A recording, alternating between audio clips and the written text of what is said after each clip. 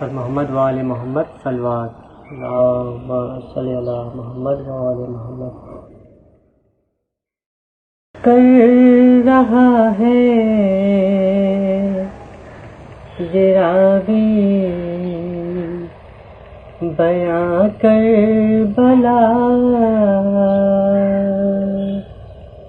اس نے عاشور کی شب کا منظر لکھا، سینہ شاہ پر بیت شاہ ہدا، اور شبیر کہتے ہیں یہ بارہا، ہم کو جانا ہے کر کرنے وعدہ وفا، تم پہ آ جائے گا سب کا مرحلہ، بات ساری سکینہ نے شہ کی سنی، اور جواباً وہ بس اتنا کہتی رہی، اچھا بابا سلانے تو آؤ گے نا، روز چہرہ دکھانے تو آؤ گے نا، بولے شبیر اے میری نور نظر، تم کو کرنا ہے اب شام تک کا سفر،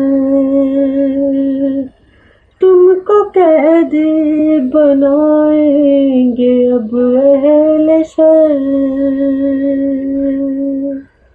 بولی شہزادی مجھ کو نہیں کوئی ڈر، تم کہو تم سلانے تو آؤ گے نا، روز چہرہ دکھانے تو آؤ گے نا، شاہ کہنے لگے اے میری لاڈلی، تم پہ آئے گی اب شام غم کی گھڑی، آگ دامن میں ہوگی تمہارے لگی، بولے وہ فکر مجھ کو نہیں ہے کوئی، میرا دامن بجھانے تو آؤ گے نا، روز چہرہ دکھانے تو آؤ گے نا، مضطرب دل سے کہنے لگے شاہ دل، تیری قسمت میں بیٹی سکون اب نہیں، اب تماچے لگائے گا شمر لئی، سن کے یہ بات کہنے لگی وہ حزین، شمر سے تم بچانے تو آؤ گے نا، روز چہرہ دکھانے تو آؤ گے نا، پھر کیا شہر نے بیٹی سے کچھ یوں سخن، سب حرم ہوں گے اب تو اسیر محن، تیرے ہاتھوں میں بھی بندھے گی رسن، بولی یہ بات بات سن کے وہ تشنا رہے، تم گلے سے لگانے تو آؤ گے نا، روز چہرہ دکھانے تو آؤ گے نا، رو کے شبیر نے اس کے بوسے لیے، اور رخسار بھی ہوں گے زخمی تیرے رونے کے شہزاد دن آ گئے، بولی تم کیسے دیکھو گے روتے ہوئے، ہاں مجھے چپ کرانے تو آؤ گے نا، روز چہرہ دکھانے تو آؤ گے نا، بڑھتی جاتی تھی بے چینی شبیر کی، ہر ستم وہ اٹھانے پہ راضی ہوئی، زندہ بابا نہ ہوں گے سمجھ نہ سکی، سن کے سب مشکلیں بس وہ کہتی رہی، گر میں روٹھی منانی تو آؤ گے نا، روز چہرہ دکھانے تو آؤ گے نا، لکھ کے سلمان دل پھٹ رہا ہے میرا، زین جب شاہ والا نے رو کر کہا، اب تو زندان مرقد بنے گا تیرا، بیٹی صابر کی تھی بولی صابرہ، میرا لاشا اٹھانے تو آؤ گے نا، روز چہرہ دکھانے تو آؤ گے نا، اچھا بابا سنانے تو آؤ گے نا، روز چہرہ دکھانے تو آؤ گے نا، محمد وآل محمد صلی اللہ علیہ محمد۔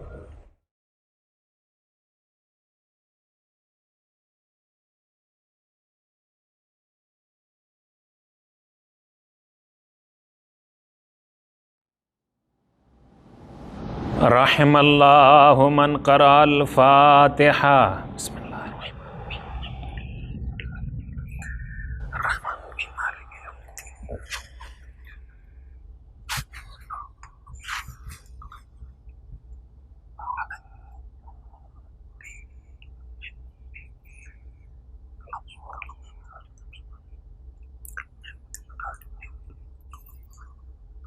اعوذ باللہ السمیع العلیم من الشیطان اللعین الرجیم،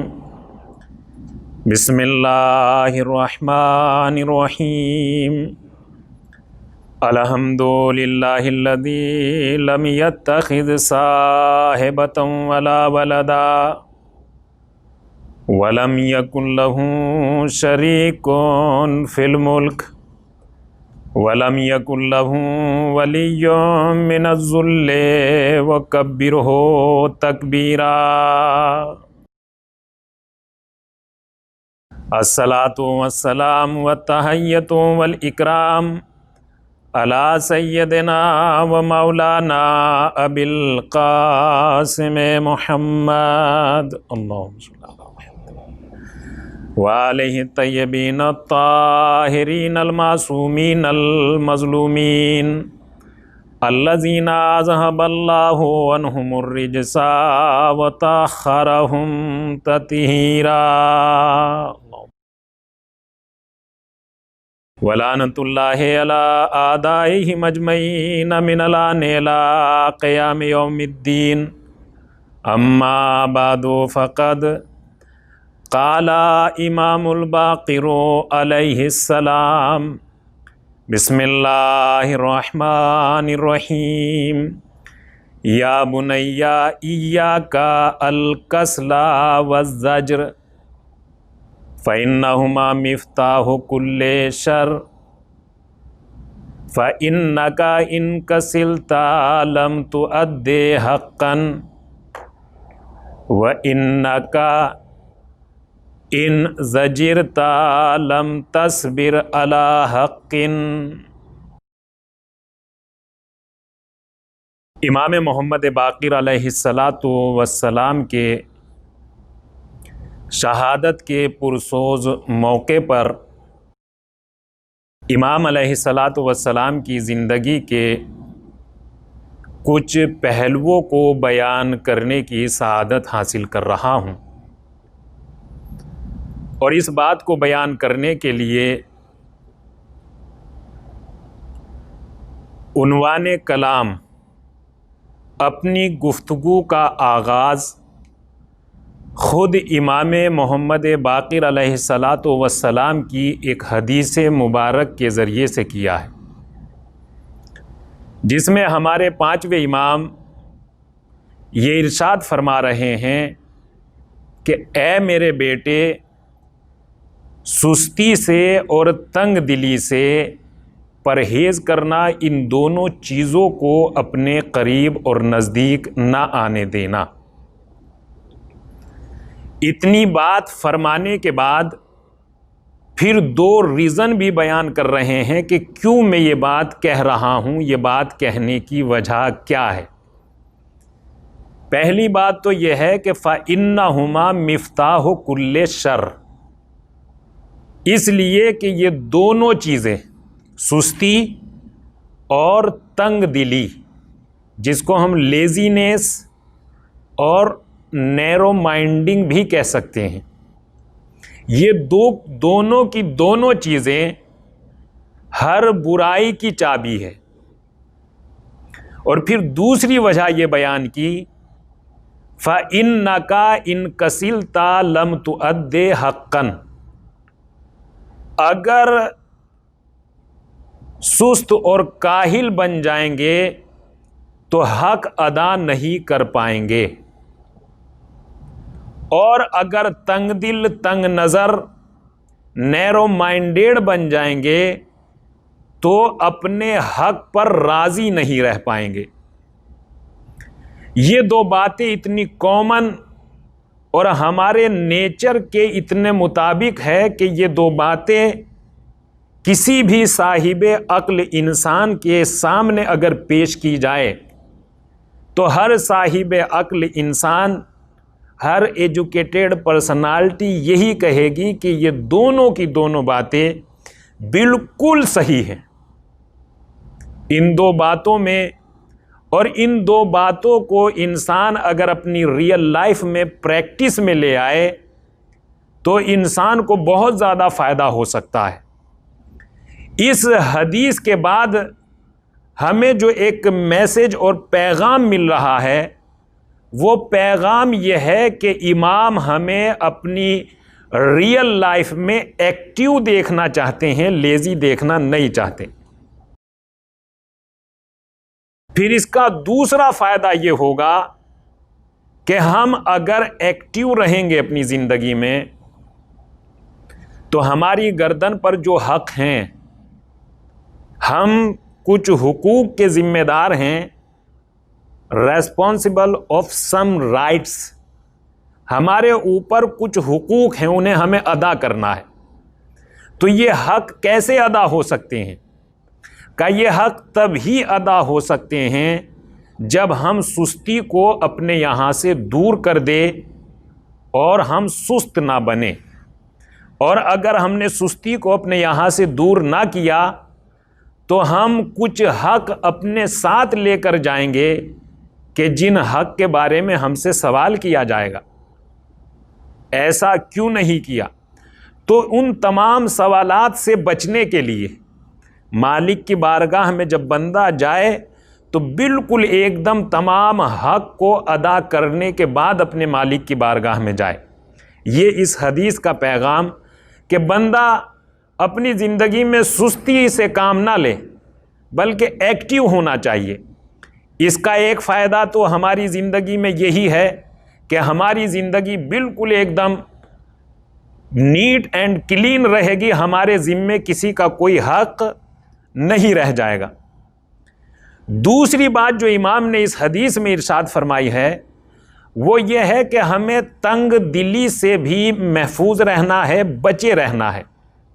کیوں؟ اس لیے کہ اگر ہم تنگ دل، تنگ نظر ہو جائیں گے، نیرو مائنڈیڈ ہو جائیں گے تو ہم اپنے حق پر راضی نہیں رہ پائیں گے، اور یہ ہمارے لیے بہت بڑی بڑی پریشانیاں، ٹینشنز بھی کریٹ کر سکتی ہے یہ بات کہ ہم اپنے آپ سے مطمئن ہی نہیں ہے، ہم سیٹسفائی ہی نہیں ہے، ہماری زندگی کمفرٹ ہی نہیں ہے۔ تو لہذا اس زندگی کو بالکل ایک دم مطمئن، آرام دہ، اچھی اور سکون والی زندگی بنانے کے لیے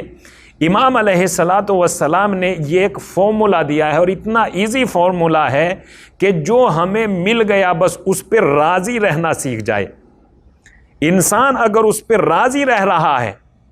اور دوسروں کو نہ دیکھ کر اپنے آپ کو دیکھ رہا ہے کہ میرے پاس جو بھی کچھ ہے وہ میری زندگی کو آگے بڑھا رہا ہے یا میری زندگی رکی ہوئی ہے، اگر میری زندگی آگے بڑھ رہی ہے تو بس میری زندگی کے لیے اتنا ہی کافی ہے۔ تو اس اپنے حق پر راضی رہنا سیکھیں۔ امام کی حدیث میں ایک پیغام یہ ہے کہ اپنے حق پر راضی رہنا سیکھے، کسی دوسرے کو دیکھ کر بے چین اور پریشان نہیں ہونا چاہیے، بلکہ ہمارے مالک نے ہمیں جو بھی کچھ دیا ہے وہ اس کا کرم ہے، وہ اس کا لطف خاص ہے، اور یہی ہمارے حق میں بہتر ہے کہ ہمیں اتنا ہی ملنا چاہیے تھا کہ جتنا ہمارے پاس موجود ہے۔ امام محمد باقر علیہ الصلاۃ والسلام کی زندگی اپنے آباء و اجداد کی طرح ایک بہترین اور پاک و پاکیزہ زندگی ہے۔ آپ اپنے گھرانے کے بزرگوں کی طرح صاحب علم لدنی بھی ہے، آپ صاحب عصمت بھی ہے، آپ عہدہ الہی کے حامل بھی ہے، اور آپ معصوم بھی ہیں۔ یہ تمام کے تمام کمالات ہمارے امام، پانچویں امام، امام محمد باقر علیہ الصلاۃ والسلام کی زندگی میں پائے جاتے ہیں۔ اور آپ کی زندگی کا ایک بہترین نمایاں کردار یہ بھی ہے کہ اللہ کے رسول حضرت محمد مصطفیٰ صلی اللہ علیہ وآلہ وسلم نے آپ کے اس دنیا میں آنے سے پہلے اپنی زبان رسالت سے آپ کے دنیا میں آنے کی بشارت اور خوشخبری جناب جابر ابن عبداللہ انصاری کو سنا دی تھی، اور اس طریقے سے سنا دی تھی کہ اے جابر، آپ جب میرے پانچویں جانشین، پانچویں امام سے ملاقات کرنا تو فقرؤہ منی السلام، تو اے جابر انہیں میرا سلام عرض کر دینا۔ جناب جابر کے پاس اللہ کے رسول نے ایک امانت رسالتی، ایک رسالتی امانت رکھی، ایک سلام نبوتی رکھا، اور یہ سلام کی امانت جناب جابر کے حوالے کر کے جناب جابر سے فرما دیا کہ اے جابر، جب ملاقات کرنا تو میرا سلام عرض کر دینا۔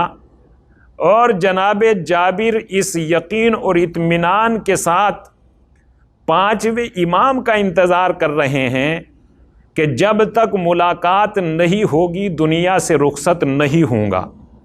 جناب جابر اللہ کے رسول کے 5ویں جانشین امام محمد باقر علیہ الصلاۃ والسلام کا انتظار کر رہے ہیں۔ معلوم یہ ہوا کہ انتظار کرنا یہ جناب جابر جیسے صحابی کی سیرت ہے، بس فرق یہ ہے کہ وہ اپنے وقت کے امام کا انتظار کر رہے تھے اور ہم اپنے وقت کے امام کا انتظار کر رہے ہیں۔ امام کا انتظار کر رہے ہیں، اور کب؟ اللہ کے رسول نے اپنی حیات طیبہ میں یہ بشارت دی تھی کہ جابر تم میرے 5ویں جانشین سے ملاقات کرو گے۔ تو اس بشارت کے بعد یہ بھی اندازہ ہو جاتا ہے کہ انتظار کروانا یہ رسالت کی بھی سنت ہے، اور انتظار کرنا یہ صحابیت کی بھی سیرت ہے۔ انتظار کوئی ایسی بات نہیں ہے کہ جو دائرہ اسلام سے الگ کی کوئی چیز ہو، یہ تو تمام کی تمام باتیں روایات، سنت اور احادیث سے یہ باتیں ثابت ہیں۔ تو جناب جابر ابن عبداللہ انصاری انتظار کر رہے ہیں تاکہ وہ رسول کی امانت امامت کے حوالے کر دی جائے۔ جو رسول مجھے اس امانت کا امین بنا کر گئے ہیں، میں اس امانت کو اس کے امین تک پہنچانے کا انتظار کر رہا ہوں۔ جناب جابر ہے اور انتظار کر رہے ہیں، وقت گزر رہا ہے، اور اللہ کے رسول کے بعد مولا کائنات کا زمانہ، مولا کائنات کے بعد امام حسن اور امام حسین، اور جناب جابر کی حالت یہ ہے کہ جناب جابر تمام کے تمام اماموں سے فیض حاصل کرتے ہیں، آپ کی قربت حاصل کرتے ہیں، اور اماموں کے بارگاہ میں حاضر ہوتے ہیں۔ وقت گزرتا رہا اور جناب جابر علم امامت سے فیضیاب ہوتے رہے۔ امام حسین علیہ الصلاۃ والسلام کی شہادت واقع ہو گئی۔ ہمارے چوتھے امام زین العابدین علیہ الصلاۃ والسلام کا زمانہ آیا، اور جناب جابر ان کے یہاں بھی ہمارے چوتھے امام سے ملاقات کرنے کے لیے جایا کرتے تھے۔ اور جناب جابر چونکہ عمر اتنی ہو چکی تھی کہ جناب جابر دن بدن بزرگ سے بزرگ تر ہوتے جا رہے تھے، ضعیف سے ضعیف تر ہوتے جا رہے تھے، اور اب عالم یہ ہو چکا تھا کہ آپ کی بینائی ختم ہو چکی تھی اور آپ نابینا ہو چکے تھے جناب جابر۔ عرصہ دراز کے بعد اللہ کے رسول نے جو بشارت دی تھی، آج اس بشارت کے عالم دنیا میں آنے کا موقع تھا، اور جناب جابر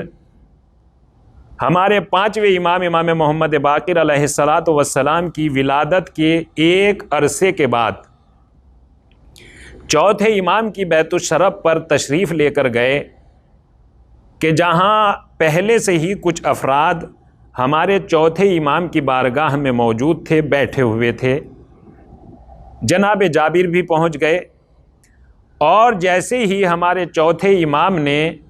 جناب جابر کو آتے ہوئے دیکھا اور جناب جابر بیٹھ گئے امام کی بارگاہ میں، تو امام نے اپنے فرزند محمد باقر علیہ الصلاۃ والسلام سے فرمایا، بیٹا جائیے اور اپنے امو کے ہاتھ کا بوسہ لیجیے۔ امام محمد باقر اپنے بابا کے حکم کے مطابق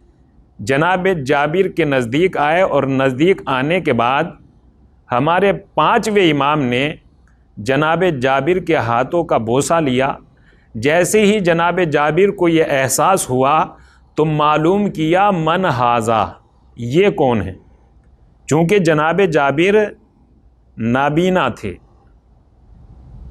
جناب جابر نے معلوم کیا من ہاذا، یہ کون ہے؟ تو ہمارے چوتھے امام نے جواب دیا، یا جابر، اے جابر، یہ میرے بیٹے محمد ہیں۔ جیسے ہی جناب جابر نے محمد باقر علیہ الصلاۃ والسلام کا نام سنا تو جناب جابر کو اللہ کے رسول کا وہ سلام یاد آیا، اور جناب جابر نے ارشاد فرمایا یا محمد رسول اللہ یقرؤ علیک السلام، اے محمد اللہ کے رسول نے آپ کو سلام کہلوایا ہے۔ جو پہلے سے ہی لوگ وہاں موجود تھے انہوں نے جب یہ سنا کہ جناب جابر یہ فرما رہے ہیں، یہ کہہ رہے ہیں کہ اے محمد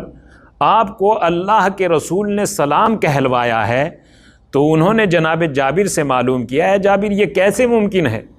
کہ آج اللہ کے رسول سلام کہلوائیں، آج اللہ کے رسول سلام بھجوا رہے ہیں، جبکہ اللہ کے رسول تو بہت پہلے دنیا سے وفات پا چکے ہیں اور اپنے مالک کی بارگاہ میں حاضر ہو چکے ہیں۔ جب جناب جابر نے ان بیٹھنے والوں کا یہ اعتراض سنا تو جناب جابر نے اللہ کے رسول کی زندگی کی وہ داستان بیان کی کہ جو داستان جناب جابر کے ساتھ ہوئی، اور وہ داستان یہ ہے کہ جناب جابر نے بیان کرنا شروع کیا کنتو مع رسول اللہ صلی اللہ علیہ وآلہ وسلم والحسین فی حجرہ۔ جناب جابر نے کہا کہ یہ آج کی داستان اور آج کا واقعہ نہیں ہے،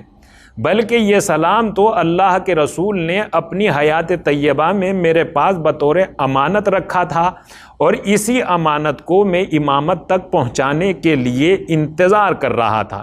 کہ یہ اللہ کے رسول کی زندگی کا واقعہ ہے، اور واقعہ یہ ہے کہ میں اللہ کے رسول کے ساتھ تھا اور امام حسین بھی گھر میں موجود تھے، اللہ کے رسول ہی کے گھر میں امام حسین بھی موجود تھے۔ تو میں اللہ کے رسول کے ساتھ تھا اور امام حسین بھی وہاں موجود تھے۔ اس وقت اللہ کے رسول نے مجھے مخاطب کر کے یہ ارشاد فرمایا تھا کہ اے جابر، پروردگار عالم میرے بیٹے حسین کو ایک بیٹا عطا کرے گا کہ جن کا نام علی ہوگا، علی ابن الحسین المعروف بزین العابدین، ان کا نام علی ہوگا جو زین العابدین کے نام سے مشہور ہوں گے، اور پھر علی کو ایک فرزند عطا کرے گا میرا مالک کہ جن کا نام محمد ہوگا المعروف بباقر العلوم، جو باقر العلوم کے نام سے مشہور ہوں گے۔ اور اے جابر ان ادرکتہ فقرؤہ منی السلام، جب ان سے ملاقات ہو جائے محمد سے، محمد باقر علیہ الصلاۃ والسلام سے ملاقات ہو جائے تو انہیں میرا سلام کہہ دینا۔ جناب جابر نے یہ واقعہ بیان کیا کہ یہ آج کا واقعہ نہیں ہے، بلکہ یہ تو اللہ کے رسول کی زندگی کا واقعہ ہے۔ اس واقعے کو بیان کرنے کے بعد جناب جابر کا ہر روز اور اکثر در امامت پر آنا اور جانا لگا رہتا ہے۔ جناب جابر آتے ہیں اور اپنے دینی مسائل اور امام کی بارگاہ سے فیض یاب ہو کر چلے جاتے ہیں، جبکہ جناب جابر ضعیف بھی ہیں، بزرگ بھی ہیں اور نابینا بھی، مگر اس کے بعد بھی اپنے اس آنے اور جانے سے بتا رہے ہیں کہ ہمیں اپنے امام سے رابطہ نہیں توڑنا چاہیے، کتنی ہی مشکل ہو لیکن ہمیں اپنی امام کی بارگاہ میں ضرور حاضر ہونا چاہیے۔ امام علیہ الصلاۃ والسلام کی زندگی آگے بڑھتی رہی اور جناب جابر بھی امام کی بارگاہ میں حاضر ہوتے رہے، اور امام محمد باقر علیہ الصلاۃ والسلام اسی مقصد اور اسی ہدف کو آگے بڑھاتے رہے جو آپ کے بزرگوں کا ہدف تھا، جو قرآن مجید کا ہدف تھا، جو اسلام کا مقصد تھا۔ اس اعتبار سے امام محمد باقر کی زندگی آگے بڑھ رہی ہے اور امام اپنی تمام ذمہ داریوں کو پورا کر رہے ہیں۔ آپ کے علم کا چرچا اور آپ کی کردار کی پاکیزگی کا یہ عالم کہ جو بھی آپ کے یہاں تک آ جاتا ہے تو وہ پھر آپ ہی کا ہو جاتا ہے۔ امام محمد باقر کے علم کے بے پناہ تذکرے کہ آپ نے اس علم کے کارنامے کو آگے بڑھانا شروع کیا، اور آپ نے ایک بہت عظیم کارنامہ یہ انجام دیا کہ آپ نے ایک مدرسے کی بنیاد ڈالی۔ اسی کام کو ہمارے چھٹے امام جعفر صادق علیہ الصلاۃ والسلام نے آگے بڑھایا، جو حوزہ یا مدرسہ کہ جس میں یہ بات مشہور ہے کہ آپ کے 6000 شاگرد تھے، اس مدرسے کے فاؤنڈر اور بانی ہی ہمارے 5ویں امام محمد باقر علیہ الصلاۃ والسلام تھے۔ علم کی راہ میں ترقی اور لوگوں کا آپ کے پاس آنا اور جانا دیکھتے ہوئے حکومت کو بے چینی لاحق ہوئی، اور حکومت نہیں چاہتی تھی کہ لوگ آپ سے ملاقات کریں، آپ سے رابطہ رکھیں۔ آپ کے دور کا جو حاکم تھا، تاریخ نے ان کا نام ہشام بن عبد الملک لکھا ہے۔ یہ کسی بھی طریقے سے اپنی حکومت میں رکاوٹ برداشت کرنے کے لیے تیار نہیں تھا، اور امام کی بڑھتی ہوئی شہرت اور علم کا چرچا اسے بے چین کر رہا تھا۔ اس نے ایک پلان کیا، اور پلان کے تحت اپنے آدمیوں کے ذریعے سے یہ حکم بھجوایا، یہ کہلوایا کہ آپ مدینہ چھوڑ کر دمشق آ جائیں۔ چونکہ سرکاری آرڈر تھا، سرکار کا حکم تھا، امام مدینے سے دمشق کی طرف روانہ ہوئے، اور اس نے اس مہمان نوازی کا یہ طریقہ اختیار کیا کہ جب امام اس کے دربار کے قریب پہنچ گئے تو اس نے اندر داخل ہونے کی اجازت دیے بغیر امام کو 3 دن تک دربار کے باہر روکا، تاکہ لوگوں کی نگاہوں میں ان کی ویلو کم ہو جائے، ان کی عظمت، ان کی عزت، احترام ختم ہو جائے۔ مگر وہی کہ جسے انسان ذریعہ توہین بنا کر پیش کرتا ہے، پروردگار اسے ہی سامان عزت اور ذریعہ تبلیغ بنا دیتا ہے۔ 3 دن دربار کے باہر رہے، اور 3 دن کے بعد جب امام دربار میں داخل ہوئے تو عالم یہ تھا کہ ہشام اپنے دربار میں درباریوں کے ساتھ تیر اندازی کر رہا تھا۔ جیسے ہی امام کو آتے ہوئے دیکھا تو ہشام نے دعوت دی، آئیے بسم اللہ، آپ بھی ہمارے ساتھ اس کام میں شریک ہوئیے، آپ بھی اپنے کمال کے جوہر دکھائیے۔ امام نے انکار کیا، نہیں، ہر چیز کی ایک عمر ہوتی ہے، یہ میری عمر ایسی نہیں ہے کہ میں اس کام میں آپ کا شریک ہوں اور میں یہ کام کروں۔ لیکن ہشام نے اصرار کیا، اور اصرار کرنے کے بعد شاید مقصد یہ رہا ہو کہ یہ اپنی عاجزی کا، اپنی بے بسی کا اعلان کریں گے کہ نہیں، میں یہ کام کرنا نہیں جانتا، اور ہم دربار کے درباریوں کو یہ بات سمجھا دیں گے کہ ان لوگوں کے پاس دعوے بہت ہے اور اس کی دلیل کوئی نہیں ہے۔ بہت زیادہ اصرار کرنے کے بعد تیر و کمان امام کے حوالے اور امام کے سامنے پیش کر دیے جاتے ہیں۔ امام نے ان تیر و کمان کو لیا، اور لینے کے بعد تیر کو کمان میں لگایا، اور لگانے کے بعد پہلا تیر نشانے پر مارا، دوسرا تیر پہلے تیر کی پشت پر مارا، تیسرا تیر دوسرے تیر کی پشت پر مارا، اور چوتھا تیر تیسرے تیر کی پشت پر مارا۔ اسی طریقے سے تاریخ بتاتی ہے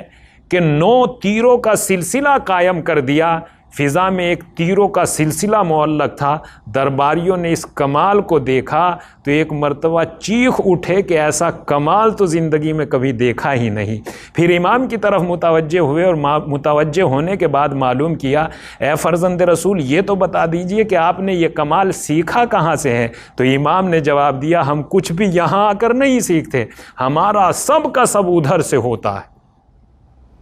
امام کی اس کمال کو دیکھ کر جو ہشام بن عبد الملک یہ سوچ رہا تھا کہ یہ اپنی بے بسی کا اعلان کر دیں گے، یہ کام نہیں کر سکتے، مگر امام نے اپنے کمال امامت کو دکھایا، اور دکھانے کے بعد وہی ہشام بن عبد الملک جو اس کام کی عاجزی کے بعد ان کی توہین کرنا چاہتا تھا، امام نے اسی کام کے ذریعے سے کلمہ پڑھوا لیا اور اپنی عظمت کا اعلان کروا لیا۔ تیروں کا ایک سلسلہ قائم ہو گیا، اور ہشام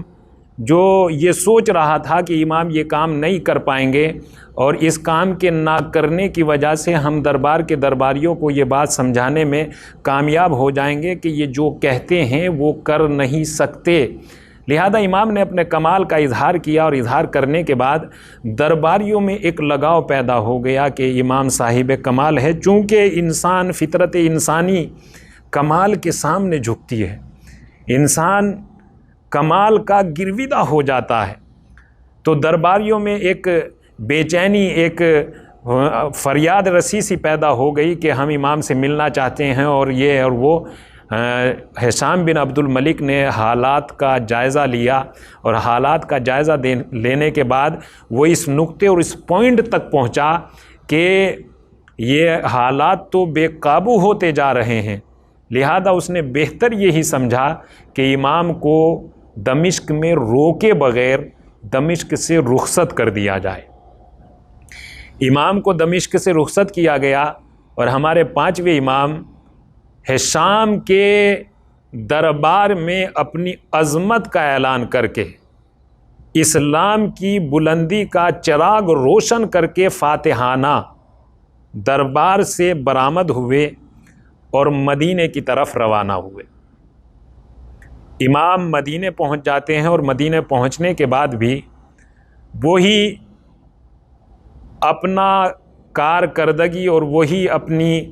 امامت کی ذمہ داریوں کو مکمل طریقے سے انجام دے رہے ہیں۔ تشناگان علوم آتے ہیں، امام سے سوال کرتے ہیں اور اپنے سوالوں کے جواب لے کر جاتے ہیں۔ طاؤس یمانی یہ عالم اسلام کی ایک جانی اور پہچانی شخصیت ہے۔ یہ امام محمد باقر علیہ الصلاۃ والسلام کی خدمت میں آتے ہیں، اور آنے کے بعد سوال کرتے ہیں، فرزند رسول یہ بتا دیجئے کہ وہ دن کون سا تھا کہ جب 1/3 دنیا ختم ہو گئی تھی؟ امام علیہ الصلاۃ والسلام نے ارشاد فرمایا، اے بزرگوار، 1/3 دنیا ختم نہیں ہوئی تھی بلکہ 1/4 دنیا ختم ہوئی تھی،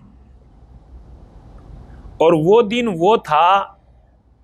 کہ جب قابیل نے حابیل کو قتل کر دیا تھا، اور اس زمانے میں ان دنوں میں دنیا میں صرف 4 آدمی رہتے تھے،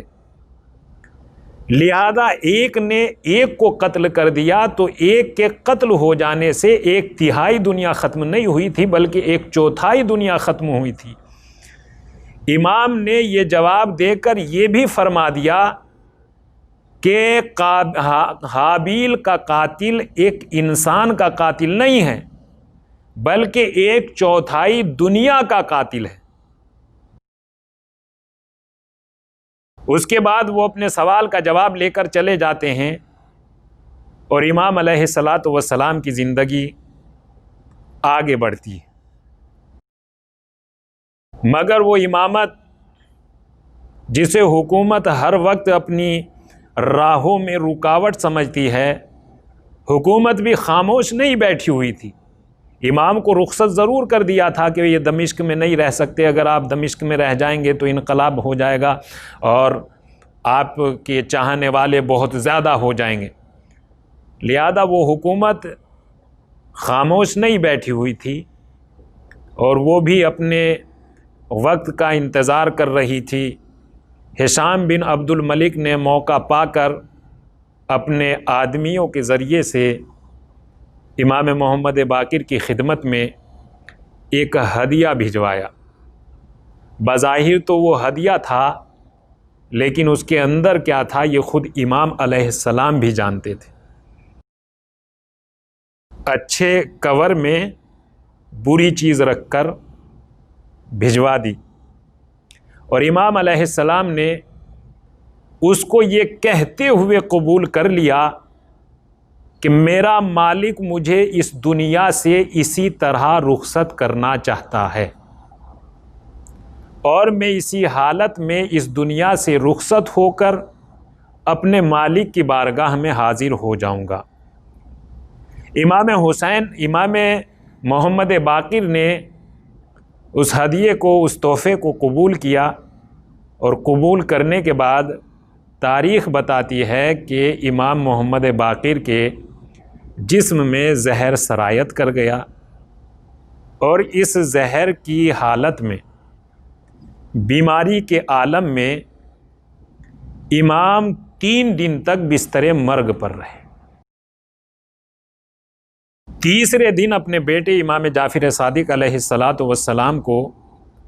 اپنے قریب بلایا، نزدیک بلایا،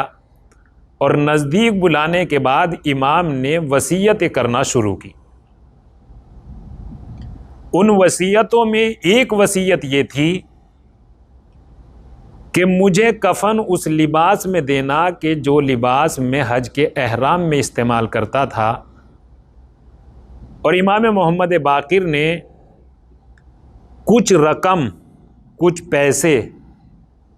دیے اور وصیت کی کہ ان پیسوں سے ہر سال حج کے موسم میں مداح کے میدان میں عزاداری، ماتمداری، مجلس برپا کرتے رہنا۔ امام وصیت کر رہے ہیں